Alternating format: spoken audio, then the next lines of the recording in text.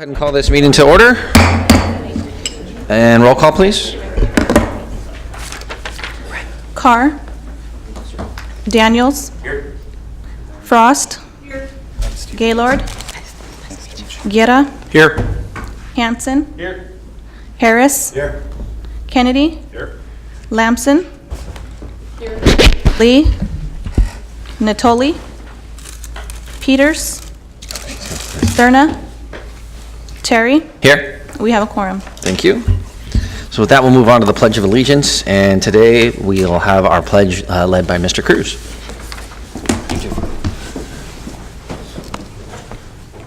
I pledge allegiance to the flag of the United States of America and to the republic for which it stands, one nation, under God, indivisible, with liberty and justice for all. Thank you for that. And with that, we'll move on to clerk announcements for the television announcement, please. Thank you.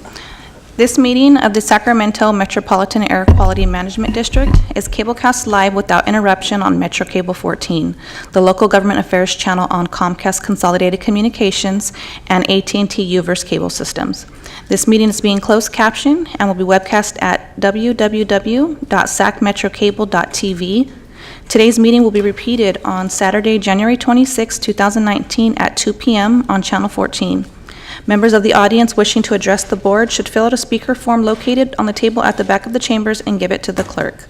Please speak into the microphone when addressing the board and state your name for the record. Also, at this time, can you please silence your cell phones until the conclusion of today's meeting? Thank you for that. With that, we'll move on to special presentations. And right about now, you're going to act very surprised, right? Right. Okay. We do want to take a moment to recognize the changing of the guard. And we want to say on behalf of the district staff, we want to say thank you to outgoing Chair Don Terry. I personally want to say thank you. You're the only chair that I've known on this board, but I do... and the best one so far, right? Well, you know, I was going to say, Mr. Guerra, the bar is high, so you got your work cut out for you. But no... Paying him short? Is that, he looks at me when he says No. it. I do want to say in all seriousness, I do appreciate, on behalf of the staff, your engagement, your leadership, the fact that you always answer the call. You've been there for us 110%, and I can tell you, I appreciate it, the staff appreciate it. I mean, clearly, the board sets the tone for what we can accomplish as an agency, and having your type of energetic leadership is certainly refreshing for us. So we just want to present a little token of our appreciation. It's a nice little plaque that I hope that will find a special place in your office at City Council. Should I give it up for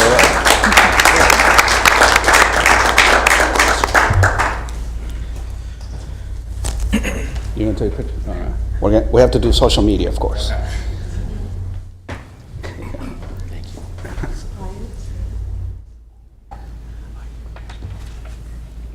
Now I know that Mr. Guerra and Mr. Hanson would like to share their perspectives. Yes. Thank you very much, Mr. Ayala, Dr. Ayala.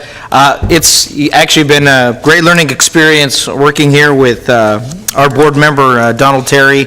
I've gotten a chance to work with him when he was on the school board and then also as a council member, but I think the most exciting has been here on the Air District, not only at our work and delegations going to DC on the Air District Board, but more importantly, focusing on how do we really tackle the issues of air quality here in the region. Committed as he is, he's also takes it in stride and is a fun guy. So thank you for your service and also for helping us in this transition time within our new pollution control officer as well, and helping him get on into a good start, and we're already seeing those positive benefits. So here to our retiring chair, Donald Terry. And as past chair, I just would like to say you've done a phenomenal job. One of the most important things we ever do is to pick a new APCO, and I think you led that process admirably. Alberto has never failed to disappoint. Because we're a regional body, I think you've done a great job trying to knit the region together through our decision making, through collaboration, and that's not always an easy thing to do, but you've done it really well. So thank you for your leadership, and I'll look forward to moving to a different chair after this so you can occupy this. Well, thank you, everybody. It's been a real honor the last couple of years. And yeah, I will say that in any elected body's charge, the most important thing to do and kind of the most critical thing that you ever do is to hire an executive. And I will say, and I'll pat up all of ourselves on the back here, that we hired an excellent executive that has wildly exceeded our expectations of what you could do in this position. And considering the environment that we're in, literally, and that's politically and figuratively, right? Not only do we have the issues back in Washington with EPA and the lack thereof, but also that, this organization was really tested this year with the car fire and the Camp Fire, and the number of people that understood how critical this work is and understood how important it was to check our website every morning to figure out if it was safe for their children to be outside, including my own. So thank you. I will point out, I'm not sure this is as exciting as being on the school board. I know one of my colleagues over here leaned back to remind us that we had some very exciting days over at Sac City Unified. And then I will say, as much as I would love to take all of the credit for hiring Dr. Ayala, you were the chair of the hiring committee. So thank you for all of your work and everyone else's work. And so it'll be my honor to hand off the gavel today to somebody else to run this place. But it's been a great honor. So thank you very much. Thank you. Thank you. I do want to also present. I do want to also present two more. It's bittersweet when you work for elected officials such as yourselves, because we are subject to the political winds. And I personally was very sad to see Mr. Cruz go from this board, because Mr. Cruz was one that he was there with us every step of the way, from walking the halls of Congress when we went to cap, to doing time at the Capitol, and he and I spent a lot of hours there when we needed the board to be represented so that we could be more effective arguing for our case for our region. It's one thing for the APCO to be there. It's one thing for the professional staff to be there. It's a very different thing when we have board members speaking on behalf of our priorities. And Mark never failed to answer the call as well. And we're sad to see him go, and we wish him the best. And this is a simple token of our appreciation for what you've done for this board, and what we hope you will continue to do in your new endeavors.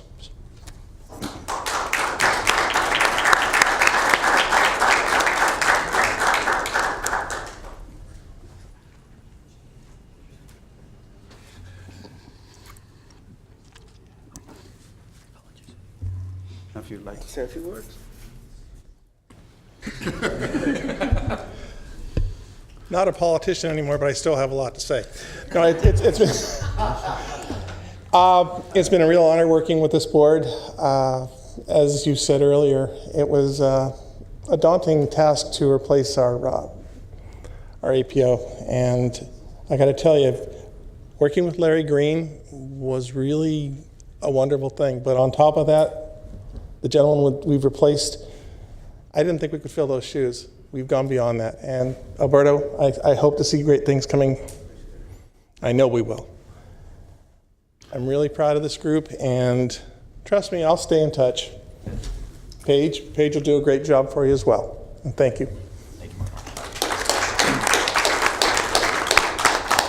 Thank you, Mark. And yeah, I will say, honestly, Mark, you're probably probably the hardest working board member that we have, especially when it comes to cap. I do see that there's a couple other directors that had wanted to make some comments. Thank you, Chair. First, welcome, Paige.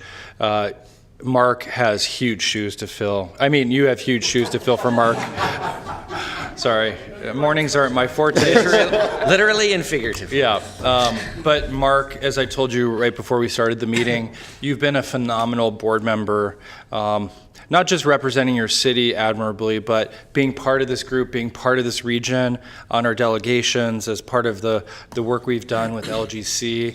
You've been really a champion, and I think it's not always easy to do that, particularly when you're busy and you're commuting here from further away, but you've always been, in my 6 years, one of our best board members. And so it really is an honor to say thank you for what you've done. And like I told you before, don't be a stranger.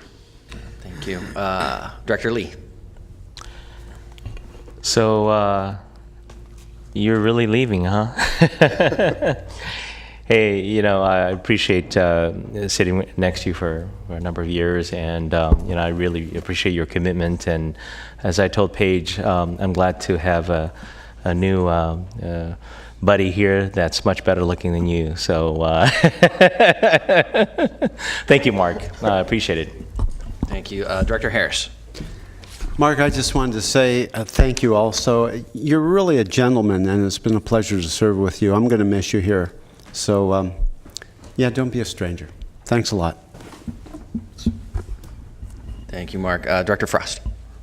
Mark, I just wanted to say that I've enjoyed working alongside you during your public service, and I think you're a complete professional, and I wish you all the best moving forward, and look forward, hopefully we won't lose connections, but wish you all the best moving forward.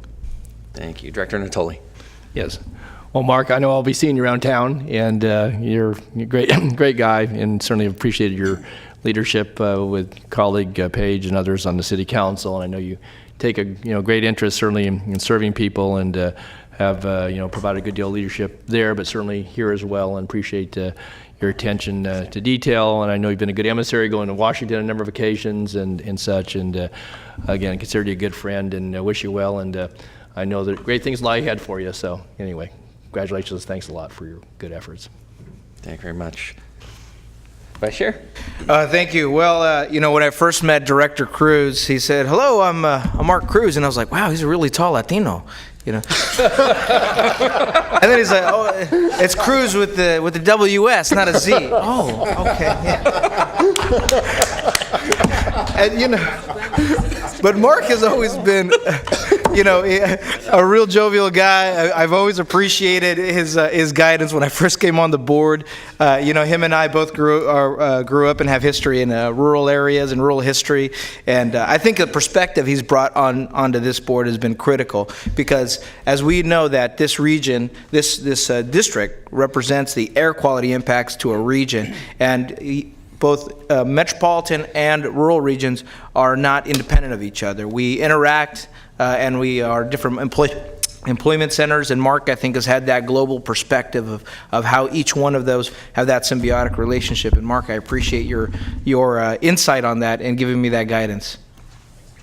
Thank you very much. Thank you, Mark. So with that, we'll move on to... One more. Oh, do we have one more? Okay. Yes. Mr. Fox is not here, and we certainly welcome Director Daniels back. We're glad to have you here. Looking forward to re-engaging with you. We had Director Fox with us for a short time, but we also want to recognize him. And he's not here with us, and we're going to reach out and make contact with him because. Like I did with Director Paige Lamson, we do an initial meet and greet, a little bit of onboarding, if you will, and Director Fox was fairly into what we were up to, because you may recall, he had a number of very interesting and meaningful questions during board proceedings, and gave us some really good homework that we had to go and look up and send back to the board.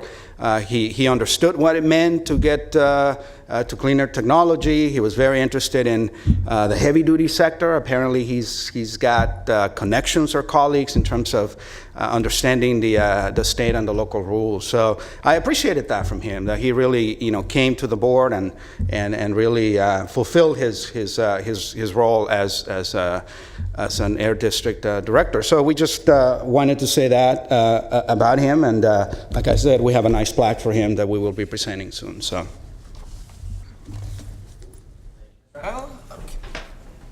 No more. Okay, with that, we'll move on to the consent calendar item, or consent calendar. Is there anything anybody wants to discuss or poll? See none, I'll entertain a motion. I'll move consent calendar. I have a motion by Garrett. Do I have a second? I have a second by Hanson. All in favor? Aye. Any opposition? Abstentions? Okay. Item carries. Chair Terry, before we move on, we have some public comment. Oh, I'm sorry. Okay. We finished the consent calendar. Let's go back because I'm not paying attention today. Luckily, we have a clerk that is. With that, we'll go to public comment. I believe we have a couple. Two gentlemen here. I have Mr. Bird Loeffler and Mark Dorfer. I'm sorry, and I butchered your guys' names. I apologize.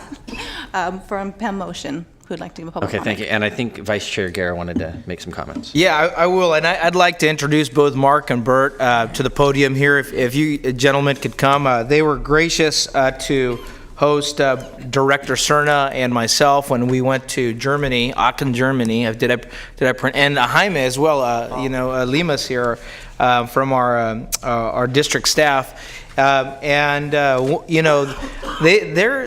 welcome to Germany was no joke. They put us to work. I mean, it was 4 straight days of learning about the future of mobility and the critical part about not just why air quality is and addressing air quality is important, but the importance of jobs, economy, and how to be able to make sure that that you're creating a new economy in a place that had lost a lot of manufacturing jobs at Aachen. And I think Mark will tell an interesting story about their experience. I think their presentation and their visit here today is they want to look at the prosperity that happened in Aachen, Germany, and bring that to Sacramento, and how we, as a greater region, and as we saw there, as a greater Sacramento region, can benefit from looking at the technology and the focus of not only good air quality, but addressing the future challenges of mobility. So with that, it's my honor to welcome both Bert and Mark here from PEM Motion, which I'm not going to try to rename the acronym, but I'll let you guys do that. And I apologize if I butchered your last names too last time. So, yeah. Thank you, Mr. Guerra. Mark Dorfer from PEM Motion in Germany, Aachen. And my colleague. Actually, my name is, in Germany, my name is pronounced Bernd, but I always say Bernd. And if I order a Starbucks coffee here, then I say I'm Ben, because then they don't mix that up. Yeah, I'm also very excited to be here. And you've probably heard about the feasibility study that we are carrying out together with SMART. And one thing that we are trying to do within this study is to get a better understanding of what you really need in this region. And there are so many different parties involved in that study. So you have, of course, the Air Quality Board, then you have SMART, then you have the universities, and GSAC, and so on. So, and it is a big challenge to get everybody on board and to make a common vision out of it. But I think because there are so many different parties involved, it really can make a difference and an impact onto this region. Yeah. Yeah, so what we're doing on the feasibility study is actually, after you guys came to Germany and had a look at what we've created there, just to give you a short background on that is, in Germany we've set up a so-called ramp-up factory, which focuses on reducing time to market for innovative ideas based in the new mobility sector or future mobility sector. When we talk about future mobility, it's not just the e-mobility, which is, of course is a huge part of this, but it's also connective mobility, it's shared mobility, it's last mile solutions, zero emission solutions, and we've had a huge demand actually by clean tech startups, clean tech companies coming into our facility to actually access state-of-the-art machinery, state-of-the-art research, because we work very closely together with the university. Best example of this is I am from the PEM Motion Business Unit. My colleague Bernd here, he's from the PEM laboratory at the university in Aachen. So we work on all projects hand in hand. So this actually brings academic research and industry projects together. And I think there's a huge opportunity for this region to not copy this model from Aachen, but to take best practice, evaluate the situation right here, adapt it, and move forward in a California Mobility Center, as it will be named. I heard yesterday. I think it's the fourth name or fifth name now. So maybe it'll change again. But yeah, we had a very nice event yesterday at the Sac State, at the Alumni Center, organized by GSAC. And I had the honor to join the panel discussion together with Dr. Ayala and also Supervisor Cerner. And I think what we learned yesterday is that we can collaborate on a lot of things, and maybe bringing entities that don't work together on a daily basis, such as the universities right here, UC Davis, Sac State, or, that we can bring them together following one goal, one vision with this Future Mobility Center or the California Mobility Center, and making an impact not only on technology, but making an impact on the region, on the economy here. We commented on this yesterday. Aachen has experienced a huge development in their demographics of the city through the mobility center. When we were studying back in Aachen, we wanted to leave Aachen as soon as possible. We wanted to get our degree done. It's a highly recommended or highly cited university. And then we wanted to get out of the place, to be honest, yeah? We wanted to go to the big OEMs, you wanted to go to the big consultancies, you wanted to go to the big cities, leave Aachen. This has changed completely. Like nearly 80% of the guys I study with are still in Aachen due to startups that came to our ramp-up factory and that actually managed to become OEMs at this point. I can give you some examples on that if you want to pick my brain after. That actually managed to become OEMs and are really not only keeping the talent within Aachen, but they are drawing in talent from all over Germany. So now we have PhD candidates coming from Munich, from Hamburg, from the United States to come to Aachen and work on future mobility and clean tech. And I think that is a great opportunity for the city of Sacramento. And we want to show this in a feasibility study. And as I said yesterday, I think at the beginning, the feasibility study was heading to a yes or no question. I think from tomorrow on, it's going to be a how, who, and what question. Yeah. Thank you. Well, thank you, Mark. And I don't know, Dr. Ayala, if you'd like to make some comments, because I think this is more than just a city of Sacramento issue. It's a greater regional issue for what we do for our economy and, of course, air quality. Yeah, and thank you, Director Guerra. And what I'll say is just maybe to put it in broader context for you all, the reason we're interested in this is twofold. Obviously, transportation is the largest source of air and climate pollution. So you're going to hear us talk about strategies to reduce the impact that transportation has on our environment and planet, and that is why anything that has to do with future mobility is going to be of interest to this board. And the second thing, obviously, we are in the business of environmental policy, right? And one of the questions that we want to explore and interact with the PEM group and everybody else that is going to be part of that is to explore the right alignment of local, state, and hopefully eventually federal policies to get this type of development for this future mobility that we know is coming. So over the next months or so later this year, I'm sure you're going to hear back from us on this issue, and we'll keep you posted in terms of how the PEM project develops. But thank you, and thanks for taking the time to join us Thank today. you for having us. Thank you. Yeah, thank you, gentlemen. So with that, we have dispensed with with the consent calendar, and we'll move on to item 7, which is our funding strategy and budget amendment.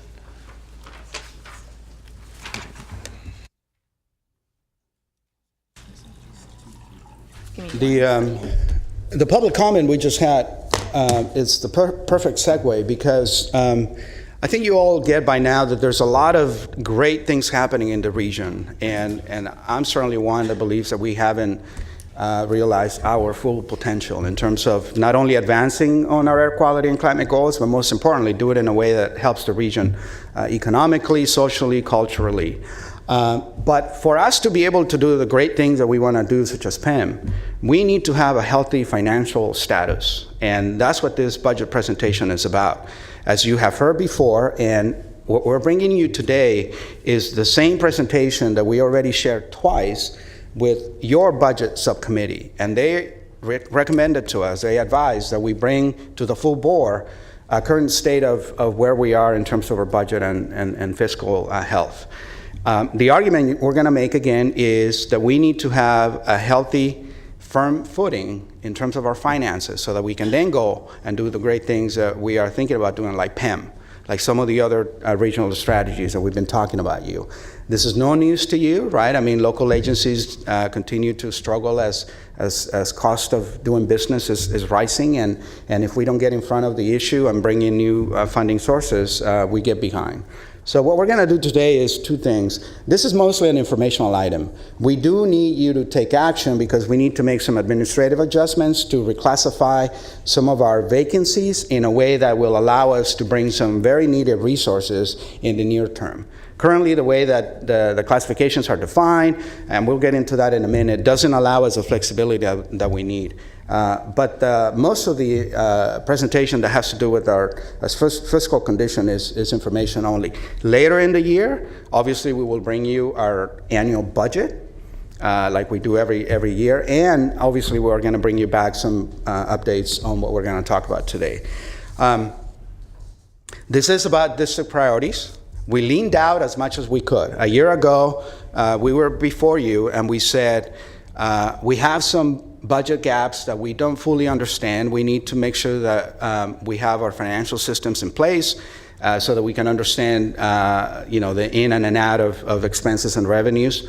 At the same time, we worked through the divisions and really examined our priorities. What is the highest priority in the agency, and what are the things that are perhaps good things to do, but don't rise to the level of priority? We've done that, and we leaned out. And what we did is we said, we're going to hit pause, time out. We're going to institute a hiring freeze. We're going to give ourselves some breathing room to really have a chance to work internally to understand these budget issues. We came up with a very robust forecasting model that takes into consideration the best information we have today, and that's why we're able to come to you today and talk very specifically about the gap in the funding situation for the agency in terms of the revenues and the expenses.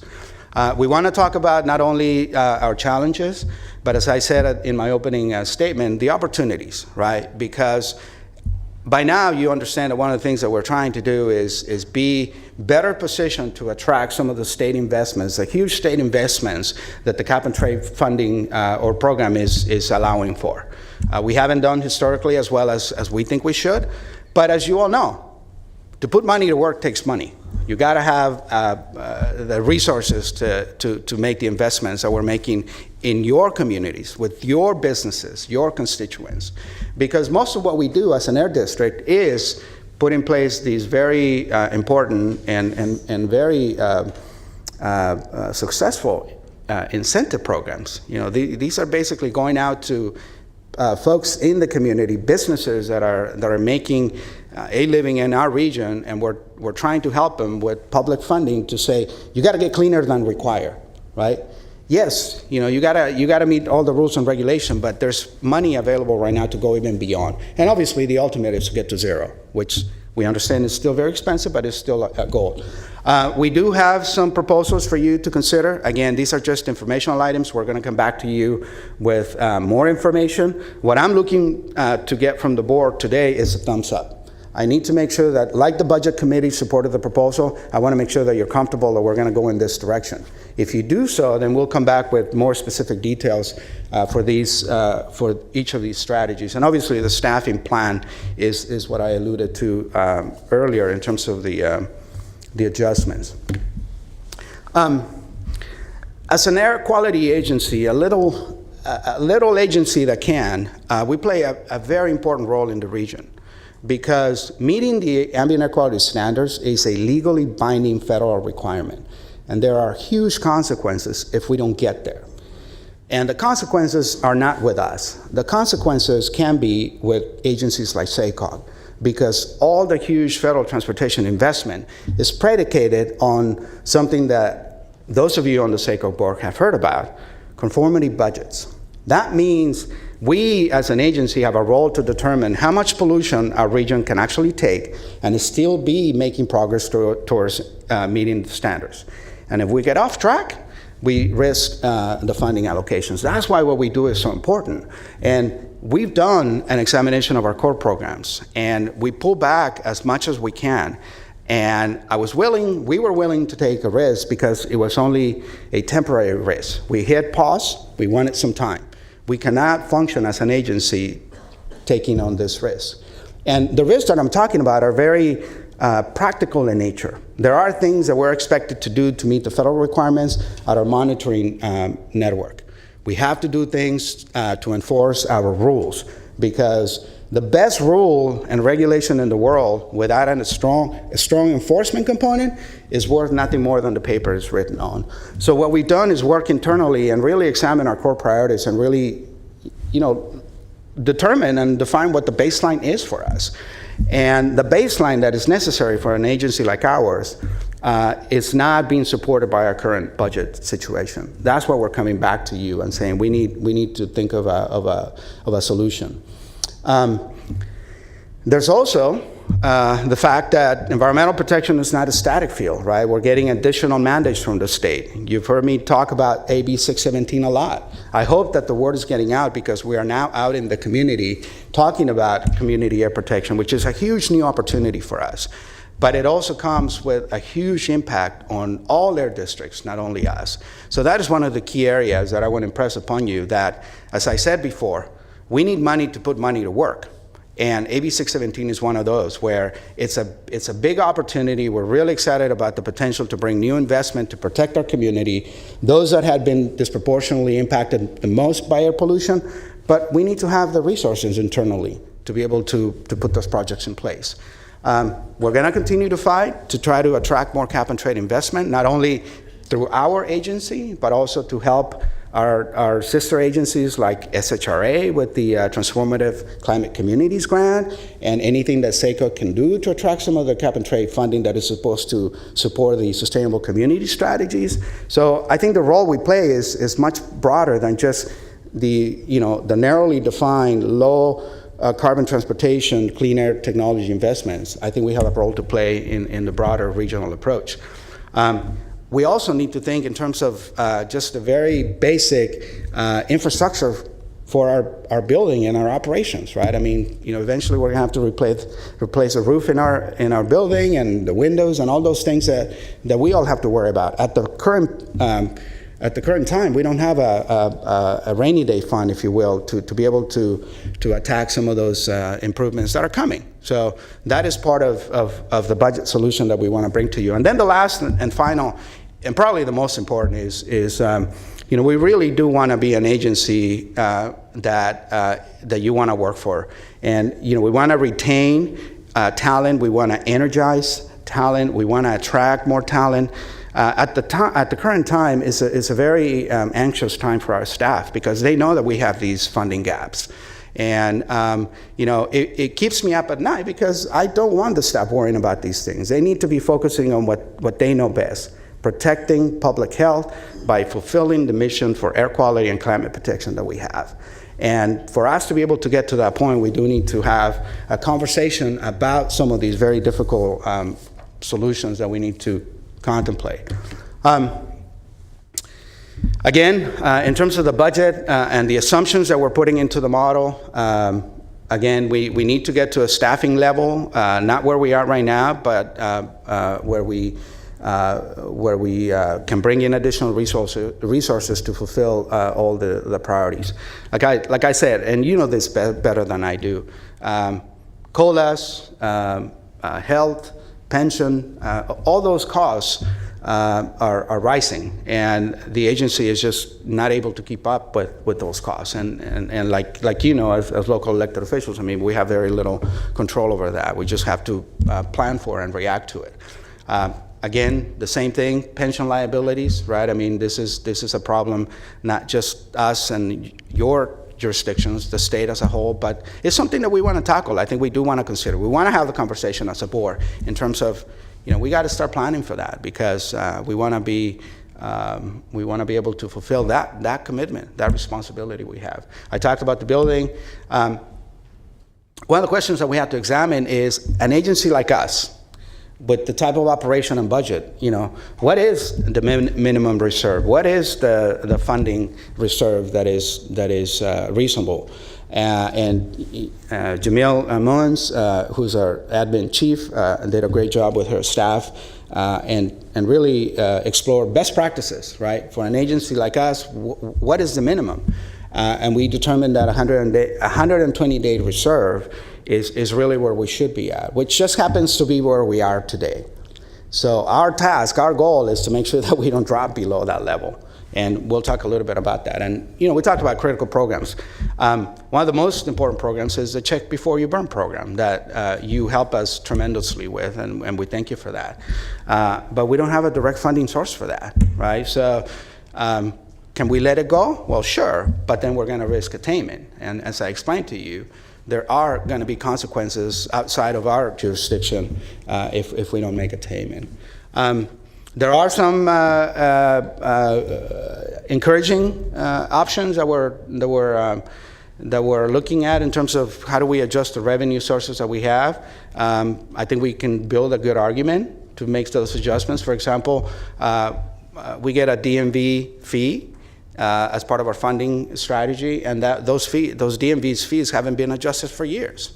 So they're lagging behind the typical adjustments that you would see in some of those fees. So some of those decisions are the things that we want to bring back to you.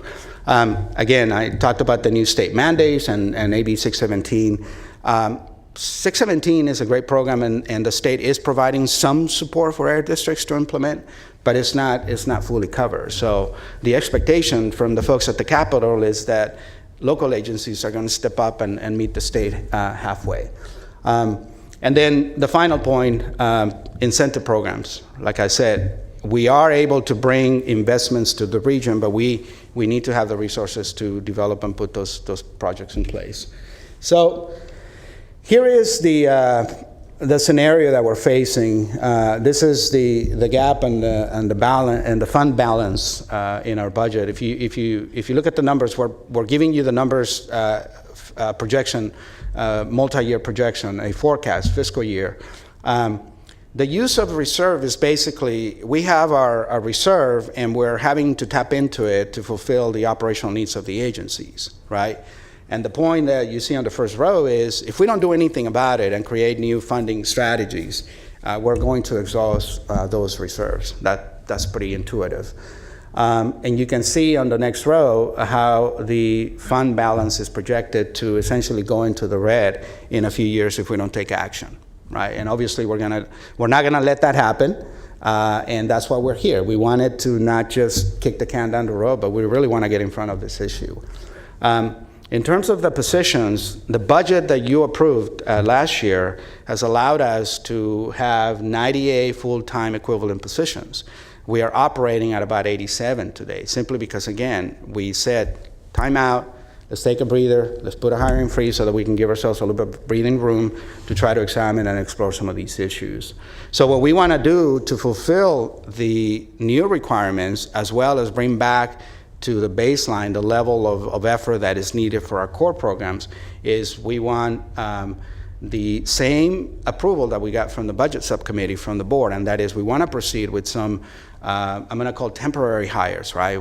We need to bring you some long-term solutions for our budget before we can hire permanent positions, but in the meantime, we do want the ability to hire on what I'm going to call a limited term, right? We are one of 6 different districts that is already implementing new requirements like AB 617, and we're the last to actually bring new resources. Everybody's been ahead of us. Why? Because we know that we need to do a lot more work, and we need your help to make some of the administrative adjustments to give us the flexibility. And like I said, we do need to restore some of those vacancies that we sort of put on pause because you know, we are risking not fulfilling our mission. Challenges and opportunities.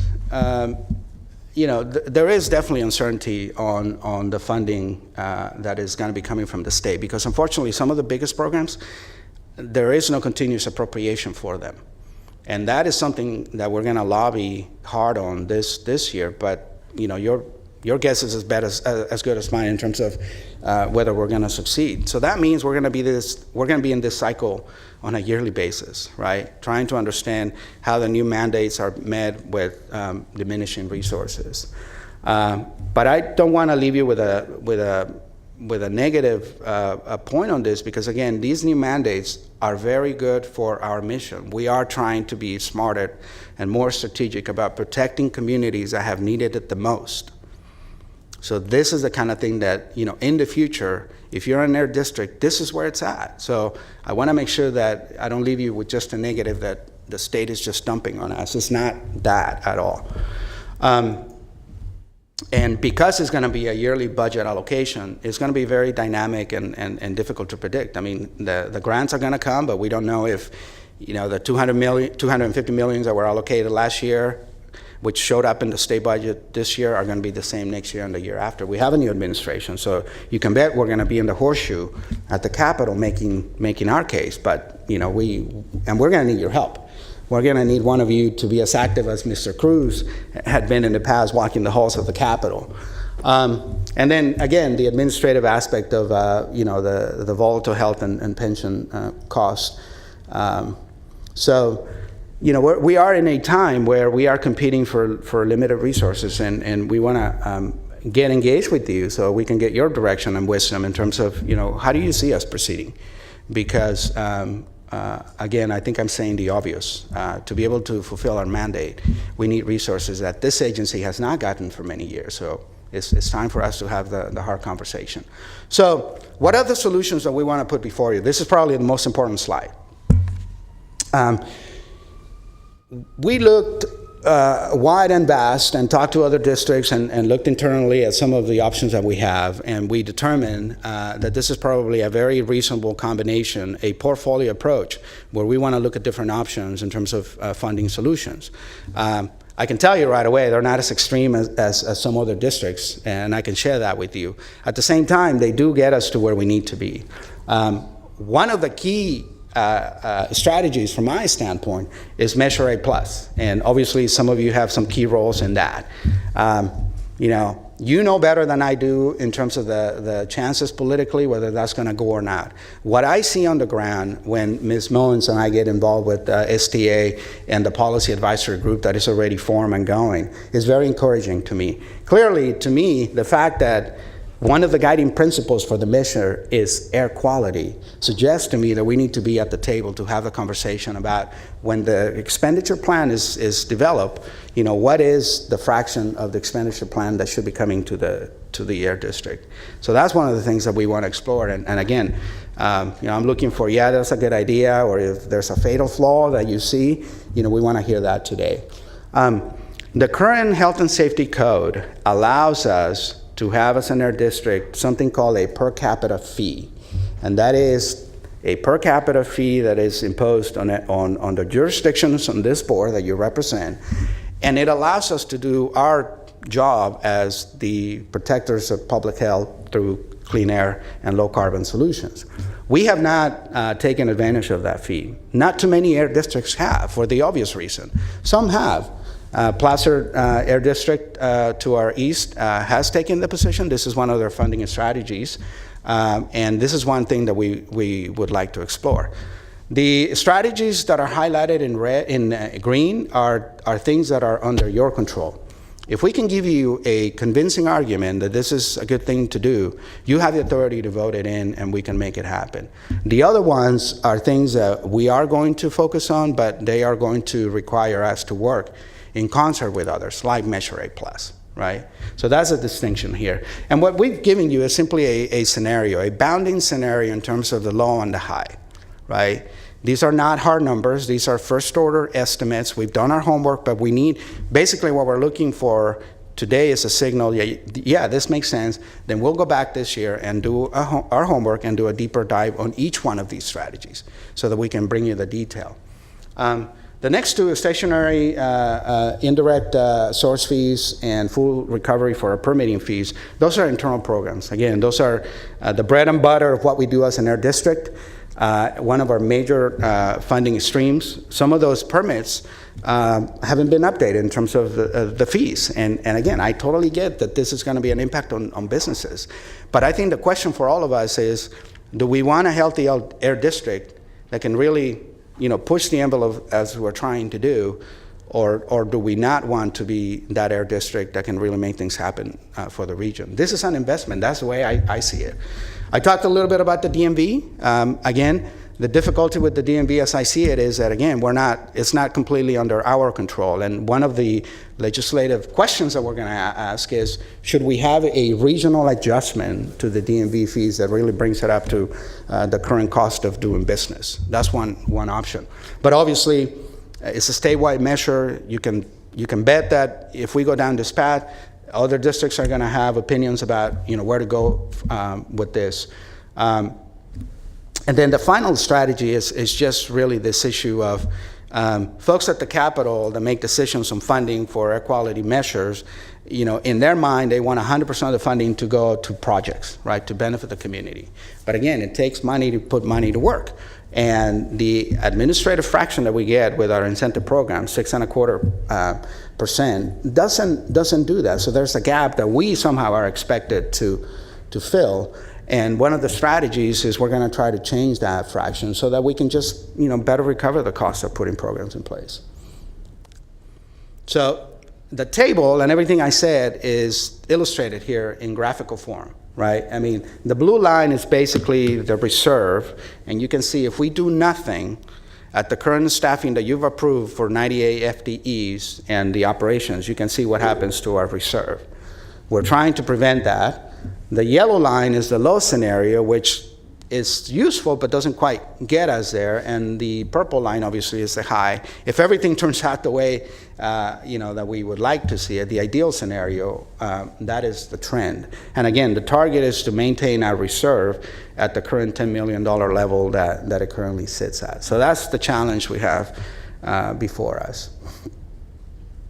Now here's the administrative adjustment that we do need you to take action on, and that is we need to turn our positions to provisional appointments so that we can bring on new resources that were needed yesterday so that we can do our job. And again, doing it in a provisional fashion will allow us to work with you to generate these new funding solutions. And this was a point that the budget subcommittee was adamant about. And we agree, right? I mean, we don't want to get into an irresponsible situation where we're just adding resources when we haven't put a plan in place together.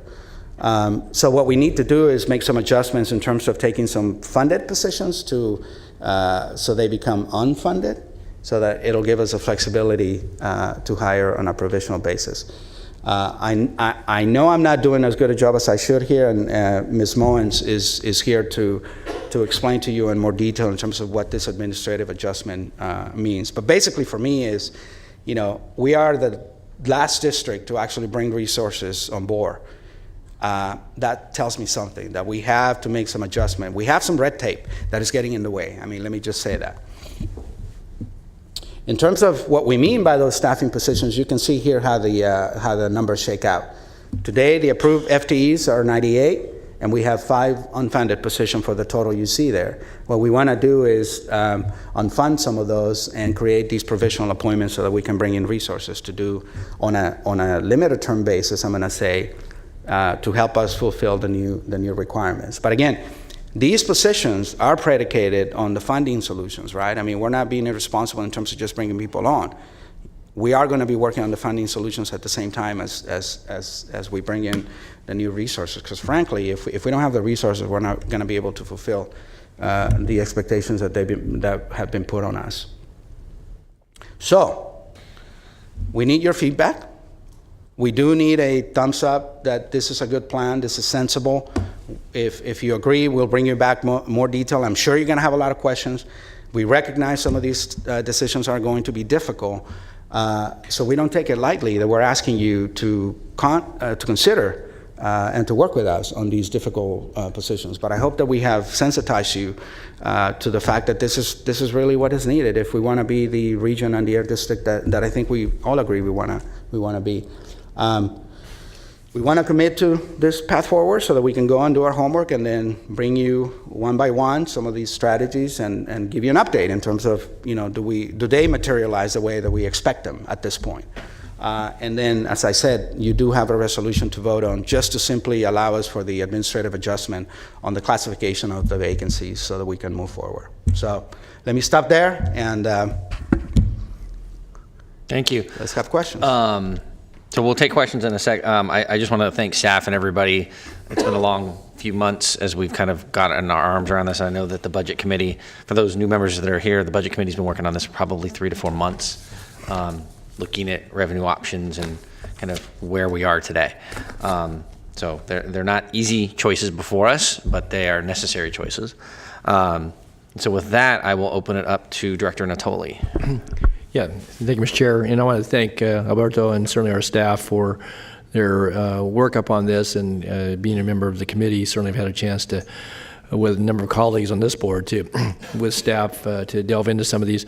I want to just point out, because the chart with the potential funding strategies, obviously that's the look ahead that would obviously, as Alberto's pointed out, get us to a different financial picture, obviously with the staffing that would support district programs and some of the efforts, both core as well as anticipated. I did want to just, for a moment though, because I think it merits at least for today's consideration, and again, you would bring this back because this going forward, it gives the authorization for the positions, but it also has the presumptions here that would require further board decisions. And certainly, fully understand, not only the desire, but obviously some of the pointed to need relative to, ongoing support for the district and kind of this local match. I kind of kidded when you were going through the 617 is that, the assumption in the capital is made that, we're going to, be in. Yeah, we're in, but the folks didn't really ask us about how much we're going to be in for and how we were going to fund that. Maybe they did, maybe they didn't. But in particular, I wanted just on the per capita fee, I need to point this out because, again, each jurisdiction that's a member of this body obviously would have to consider it at their level, even though this board could take the action, I guess, to impose that. But for the County of Sacramento, it's an order of magnitude at the dollar level, about $700,000. That's going to be general fund dollars, and at the $3, it'd be $1.5 million a year. May not sound like a lot, but I would tell you that we talk about unfunded mandates that